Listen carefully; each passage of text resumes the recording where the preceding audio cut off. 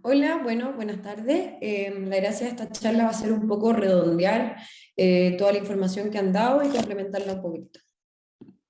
Entonces, bueno, como ya hemos mencionado a lo largo del día, la enfermedad cardiovascular es la primera causa de muerte en Chile y en el mundo en la mujer.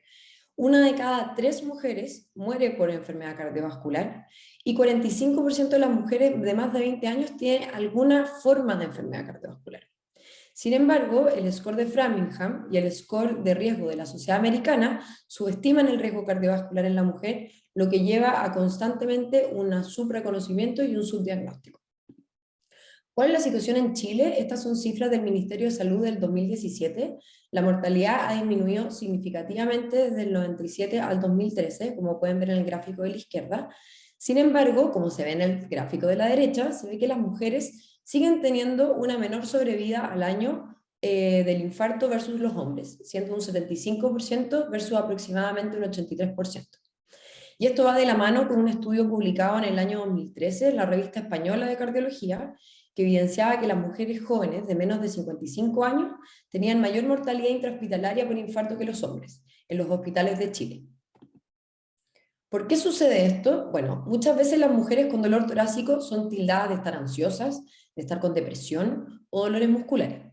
Registros nacionales de Estados Unidos de infarto muestran que el personal médico tiene menor probabilidad de diagnosticar los síntomas de la mujer como relacionados al corazón, siendo un 37% en las mujeres versus un 53% en los hombres.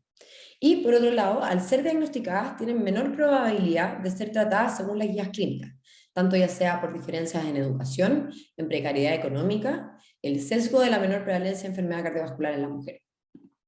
Por lo tanto, esto genera que la enfermedad cardiovascular sea constantemente subreconocida, subestudiada, subdiagnosticada y subtratada, incluyendo tanto el tratamiento farmacológico como el tratamiento de revascularización. Entonces, ¿por qué no se piensa en enfermedad cardiovascular en la mujer? Porque es menos reconocida. Efectivamente, hay factores que hacen que tanto el paciente como el médico crean que la enfermedad cardiovascular es menor en la mujer. Primero que todo, tenemos la conocida cardioprotección hormonal de los estrógenos en la edad fértil, en donde, como bien han mencionado durante la mañana, en donde los estrógenos tienen influencia en el metabolismo de las lipoproteínas y tienen efectos directos sobre la musculatura tanto lisa vascular y además producen producción de factores como el óxido nítrico y las prostaciclinas en el endotelio que dan efectos vasodilatadores y antiagregantes de manera local. Es por esto que se ha llegado al pensamiento cultural y popular de que las mujeres no sufren de infarto y se les da importancia a otras enfermedades del sistema reproductor que sí se han hecho más conocidas ampliamente, como el cáncer de mama, el de ovario y el de cuello cervicuterino. Pero como bien sabemos, y lo han dicho también en las charlas anteriores, esta protección se pierde en el momento de la menopausia, en donde las mujeres alcanzan la misma tasa de eventos cardiovasculares que los hombres, pero con un retraso de aproximadamente 10 años.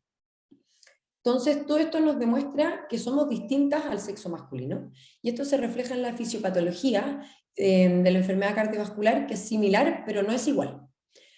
Por un lado, no tenemos diferencia en las excentricidades de la placa, en los depósitos de calcio, ni en la relación entre placa vulnerable e infarto, pero sí la vasculopatía en la mujer es menos extensa, las arterias son de menor calibre, y en los eventos agudos se ha visto que son más secundarios a una erosión de placa, más que una rotura de placa en sí, cosa que lleva a una presentación distinta. Y por otro lado, tanto en el síndrome coronario agudo como en el crónico, hay una mayor cantidad de enfermedad coronaria no obstructiva. Todo esto va a influir en la diferencia en la presentación clínica, en donde la primera manifestación de enfermedad coronaria es mucho más frecuente que sea una angina estable o un síndrome coronario crónico en las mujeres, y además tienen una menor probabilidad y una menor incidencia de infarto con supraesnivel del ST. Sin embargo, cuando ya se presentan con infarto o el miocardio, las pacientes van a tener una mayor edad, van a tener más o menos los mismos índices de dolor torácico, pero van a tener más frecuentemente un dolor torácico atípico, van a tener más síntomas asociados, que incluso son 3 o más, y van a tener más equivalentes anginosos como disnea, palpitaciones y fatiga, incluso en ausencia de dolor torácico, que es más frecuente sobre todo en las mujeres más jóvenes, cosa que todo esto lleva a una mayor mortalidad hospitalaria. Y todo esto es porque, de nuevo, es subreconocida e incluso la mujer tiene tan poca conciencia de que puede tener enfermedad cardiovascular que la lleva a una consulta tardía y una mayor mortalidad. Entonces, ¿cuáles son los factores de riesgo cardiovascular de la mujer? Primero que todo tenemos los factores de riesgo cardiovasculares clásicos que bien han mencionado, pero que a pesar que son igual en los hombres y las mujeres, o sea, están en ambos, sin embargo, tienen presentaciones y tienen ciertos rasgos que son distintos entre ambos sexos. Primero que todo, el tabaquismo es peor para la mujer que para el hombre. El fumar la misma cantidad de cigarros aumenta el riesgo de infarto de 6 veces en la mujer versus 3 veces en el hombre. Y el riesgo de enfermedad coronaria aumenta aún más si es que la paciente está usando anticonceptivos. Por el otro lado, la hipertensión, que fue bien desarrollada por la doctora Eisen, pero sabemos que se asocia más a la obesidad en la mujer y que tiene una mejor respuesta a dietas bajas en sal en las mujeres que los hombres. Su incidencia también aumenta entre 2 a 3 veces en las pacientes usuarias de anticonceptivos. En cuanto a la diabetes, sabemos que es un factor de riesgo de enfermedad coronaria más potente en las mujeres que en los hombres. Las mujeres debutan más jóvenes con diabetes, tienen más eventos cardiovasculares, incluso un 50% más de infarto, de insuficiencia cardíaca y de mortalidad cardiovascular con respecto a sus pares masculinos. Ahora con la dislipidemia, sabemos que a pesar de los perfiles más favorables descritos durante la edad fértil, tienen comportamiento similar a los hombres en la menopausia, pero tienen menor probabilidad de ser tratadas con estatinas y tienen menor probabilidad de mantener este tratamiento a largo plazo. Por otro lado, en la edad sabemos que las mujeres debutan 10 años más tarde que los hombres y que por lo tanto tienen mayores probabilidades de ser más frágiles y tener más comorbilidades. Y por otro lado, el sedentarismo también es mucho más frecuente en las mujeres, siendo un 90 versus un 83% en la última encuesta nacional de salud del 2016 y del 2017. Ahora, cuando vamos a los factores de riesgo no tradicionales para la mujer, tenemos algunos que están en ambos sexos, pero son más prevalentes en la mujer, como por ejemplo el cáncer de mama, en donde el factor de riesgo principal es la radioterapia y la quimioterapia posterior, que pueden generar más enfermedad cardiovascular, de las enfermedades autoinmunes, como el lupus y la artritis reumatoide, que se asocian incluso a 3,5 veces enfermedad cardiovascular, y que es importante mencionar que en Estados Unidos ya el lupus, la primera causa de muerte en el lupus es el infarto en las mujeres, no cosas propias de las complicaciones de la enfermedad. Otras son los factores psicosociales, como la depresión y la ansiedad, los distintos niveles de educación, las diferencias en ingresos y las diferencias en acceso a la salud. Ahora, un poco de los factores psicosociales, sabemos que 1 de cada 4 mujeres van a tener depresión en algún momento a lo largo de su vida, y que tanto la Sociedad Americana de Cardiología como la Europea han incluido la depresión como un factor de riesgo modificable para la enfermedad cardiovascular. Sin embargo, esta sigue siendo subdiagnosticada y subtratada, sobre todo en las mujeres. Ahora, cuando uno piensa en los factores psicosociales, uno quiere saber cómo se relaciona eso a tener más infarto y por qué es un factor de riesgo modificable. Primero que todo tenemos las conductas y los hábitos que se asocian a trastornos del ánimo, y por otro lado también tenemos mecanismos fisiopatológicos propios de estos trastornos del ánimo que van a influir y que van a generar mayor enfermedad cardiovascular. En cuanto a las conductas y a los hábitos, tenemos que se asocia a mayores índices de tabaquismo, a más falta de ejercicio, a mala alimentación, a mala higiene, a menor adherencia al tratamiento farmacológico y a peor calidad del sueño. Y por otro lado, en los mecanismos fisiopatológicos tenemos que hay una respuesta inflamatoria secundaria al trastorno del ánimo, a una desregulación del sistema nervioso autónomo con un mayor tono simpático, alteraciones neuroendocrinas y a una mayor reactividad plaquetaria con disfunción endotelial. Obviamente todos estos factores, tanto las conductas como los hábitos, van a seguir interactuando entre sí, y todo esto va a generar nuevamente mayor enfermedad cardiovascular. Ahora, cuando tenemos factores cardiovasculares que son únicos para la mujer, tenemos los relacionados al embarazo, que vienen mencionados como la diabetes gestacional, la hipertensión del embarazo o la hipertensión crónica, el parto prematuro, los abortos espontáneos y la restricción del crecimiento intrauterino, y los no relacionados al embarazo como el síndrome ovario poliquístico, la menopausia, la terapia de reemplazo hormonal y las calcificaciones arteriales mamarias en la mamografía, que vamos a ver más adelante. Pocas palabras por la diabetes gestacional, que ya han hablado bastante al respecto.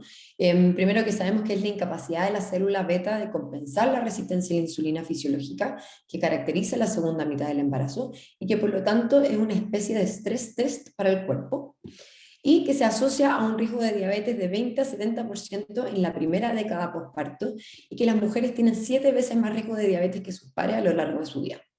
Ahora, sabemos que se relaciona con un aumento del riesgo cardiovascular, pero no sabemos si es que la diabetes un factor confundente o también es por sí sola un marcador de riesgo cardiovascular. Entonces, bueno, este es un metaanálisis publicado en el 2019 en la revista Diabetología. Tomó en total 9 estudios analizados con más de 5 millones de mujeres con y sin diabetes y se analizó su riesgo con o sea, su relación con el riesgo cardiovascular, y en donde podemos ver donde había una relación clara entre la diabetes gestacional y el riesgo cardiovascular. Esto es importante, que el riesgo era incluso 2 veces más, y que el riesgo dentro de los primeros 10 años posparto, en donde en general son mujeres jóvenes que no tienen tantos eventos, era 2 veces mayor. Y que este riesgo, y esto es súper importante porque el riesgo se mantenía en las mujeres con diabetes gestacional que no desarrollaban diabetes en el seguimiento. Con un poco menor de incidencia, pero aún así era mayor a la mujer que no había tenido diabetes gestacional. Entonces, ¿qué es lo que se asume con esto? Es que esto es un marcador de riesgo cardiovascular en las mujeres jóvenes, y que el riesgo es un riesgo progresivo que va desde la hiperglicemia hasta la diabetes gestacional, y que es independiente del desarrollo de diabetes. ¿Y por qué? Porque las mujeres con diabetes tienen mayor asociación con otros factores de riesgo, como el síndrome metabólico, como la hipertensión, como la elevación de la PCR ultrasensible que refleja inflamación, y con ciertas alteraciones del perfil lipídico. En cuanto al síndrome hipertensivo del embarazo, bueno, sabemos que está la hipertensión gestacional, la preeclampsia y el síndrome de HELP, que es una forma típica, por decirlo así, de preeclampsia que puede ocurrir con o sin presión alta, pero que son todos provocados y asociados por una placentación deficiente y el estado proinflamatorio resultante, que estos generan estadios antiangiogénicos con disfunción endotelial e incluso disfunción cardíaca durante el embarazo, que se mantienen muchas veces en el posparto. Y esto también, como lo han dicho, a 10 a 15 años, la mujer que tiene un síndrome hipertensivo del embarazo va a tener más riesgo de hipertensión, más enfermedad coronaria isquémica, más accidentes cerebrovasculares y una mayor mortalidad total. Ahora, se cree que es esta misma fisiopatología de la placentación defectuosa que es la causante de los partos prematuros, sin otra explicación, obviamente, de los abortos espontáneos y de la restricción del crecimiento intrauterino, siendo todas manifestaciones del mismo problema, el mayor riesgo cardiovascular. Entonces, esto es una publicación del 2019 del JAC, que lo que nos hace es resumir un poco toda esta información, en donde tenemos una mujer con factores de riesgo subclínicos, por así decirlo, y que al momento del embarazo tiene anormalidades en la vasculatura placentaria. Eso va a llevar a eventos adversos del embarazo, como los que mencionamos, que provocan inflamación y posterior disfunción cardíaca, disfunción endotelial coronaria y una alteración en la pérdida del compliance arterial. Todo esto lleva a mayor enfermedad cardiovascular, como obviamente lo hemos dicho, pero esto va a ser independiente de los otros factores de riesgo tradicionales, porque estos solamente van a explicar el 15% del riesgo cardiovascular posterior a estas pacientes con enfermedades del embarazo, y todo el otro riesgo es subclínico, o más que subclínico, subdiagnosticado, porque va por otro lado. Ahora en la menopausia también lo hemos hablado, pero tenemos un aumento del tono simpático, una mayor disfunción endotelial y una inflamación vascular que lleva a más obesidad central, a resistencia a la insulina, a un perfil lipídico más proaterogénico y a mayor presión arterial, aumentando los factores de riesgo cardiovasculares tradicionales y llegando a perfiles metabólicos similares a los masculinos y por lo tanto aumentando la enfermedad cardiovascular. En cuanto a la menopausia precoz, sabemos que mientras más joven ocurra la menopausia, más precoces van a ser estos cambios, y por lo tanto la menopausia precoz y la insuficiencia ovárica también se asocian a un aumento del riesgo versus una mujer que tiene una menopausia a una edad normal, que puede incluso aumentar el riesgo de eventos entre 1,5 a 2 veces.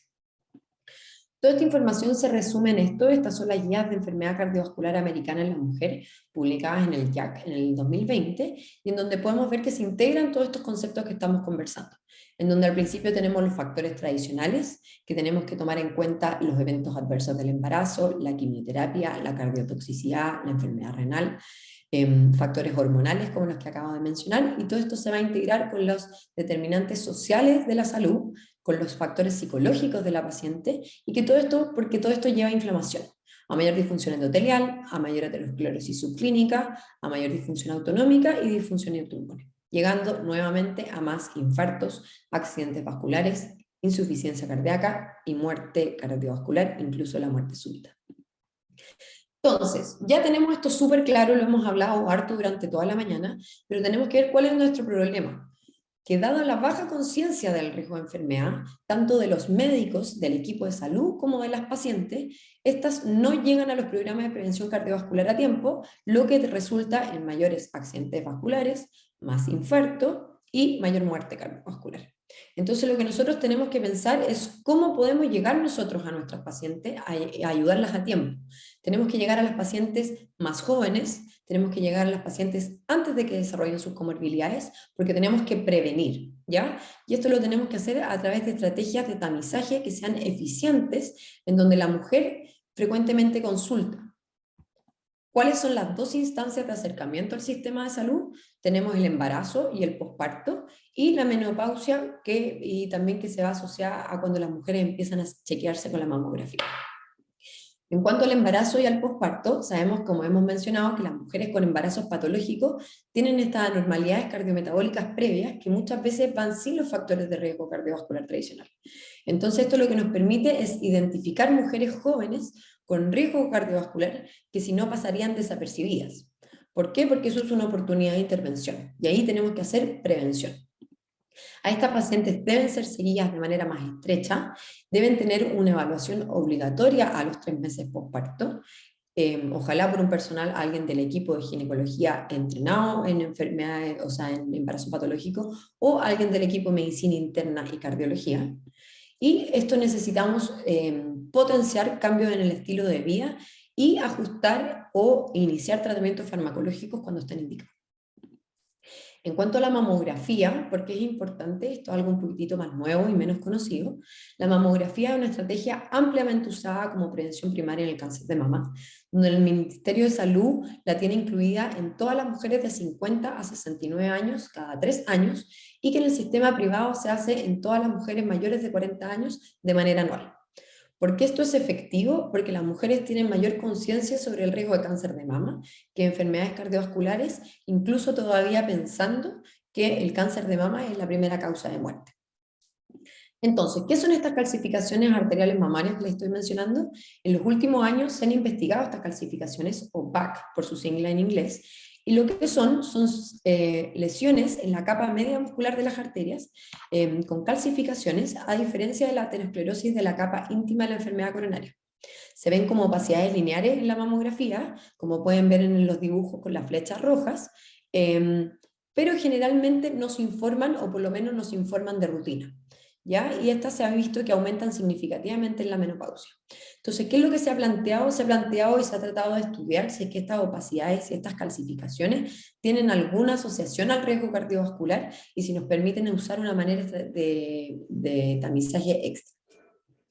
Entonces, bueno, como pueden ver, este es un estudio que se publicó recientemente, se publicó el 15 de marzo en la revista Circulation, en donde era un estudio observacional prospectivo de más de 5.000 mujeres entre 60 y 79 años, que se les hicieron screening con mamografía entre el 2012 y el 2015. Eran mujeres, se analizaron solamente las mujeres sin historia previa de enfermedad cardiovascular ni cáncer de mama, y se buscó asociación con el riesgo cardiovascular y con los eventos cardiovasculares, con un seguimiento en promedio a 6,5 años. ¿Qué es lo que se vio en este estudio? Aquí, como pueden ver en esta tabla, la presencia de calcificaciones de arterias mamarias se asoció a mayor probabilidad de sufrir eventos cardiovasculares como accidente cerebrovascular, insuficiencia cardiovascular, enfermedad vascular periférica y muerte cardiovascular. Esta era importante porque no se sabía cómo había que informarlas, si se informaba como simplemente ausencia o presencia, o si es que también se podían clasificar de calcificaciones leves a severas. Y aquí lo que se vio era que la diferencia principal o la diferencia era solamente significativa cuando nosotros hablábamos de ausencia o presencia, pero daba lo mismo si es que esta calcificación era severa o era leve. Ahora, otra cosa importante se relacionaba más con diabetes, con hipertensión arterial, con multiparidad y con mayor edad. Y al comparar con el estándar de riesgo cardiovascular, con los scores americanos, la presencia de las calcificaciones aumentaba el riesgo en todos los grupos, ¿ya? ¿Qué significa esto? Que esto es una nueva medida para optimizar la estimación del riesgo de las pacientes dadas por los scores tradicionales, porque como bien dijimos, estos en general subestiman el riesgo cardiovascular en la mujer y solo requeriría el informe de presencia versus la ausencia. Entonces, ¿qué podemos decir esto? Que los factores de riesgo cardiovascular no tradicionales en la mujer son muchos y deben ser buscados y reconocidos en todas las etapas de la vida. Se debe aumentar la conciencia de la enfermedad cardiovascular en la población general y en el personal de salud. Que el reconocimiento de estos factores nos permite hacer evaluaciones de riesgo optimizadas para el sexo femenino, mejorando la pesquisa de mujeres con alto riesgo de eventos cardiovasculares, y que esto tiene que ser fomentado con nuevas estrategias de tamizaje alternativas a las habituales y a las que usamos también en el sexo masculino, para reconocer a las pacientes con mayor riesgo cardiovascular que deben seguir siendo desarrolladas. Muchas gracias.